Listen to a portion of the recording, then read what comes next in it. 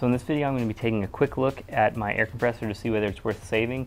Right now it'll start up, or will run, but it won't build any pressure. So I'm going to take a look and see whether there's maybe something that's just not connecting the tank to the top of it. I've had this air compressor for 9 years, and it's not the best air compressor by any means, but it usually does the job that I need it to do.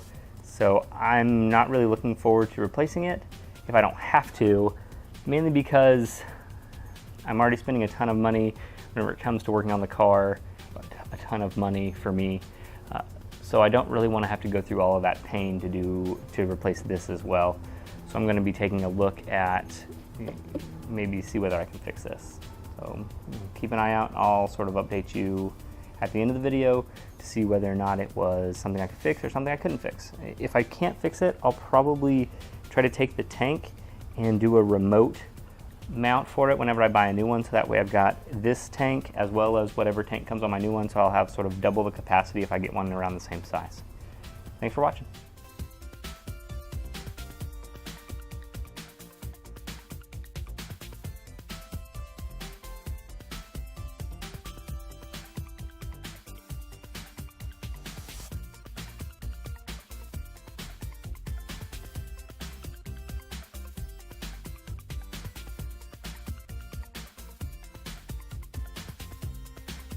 Pardon the non-boomed mic, so this might sound a little different than most of my videos, but the regulator stripped out of its threads, and so you can buy a replacement regulator. I'm going to real quick throw some washers in there and see what the difference makes. Here's what I found out. This air regulator is busted. This threading gave up the ghost.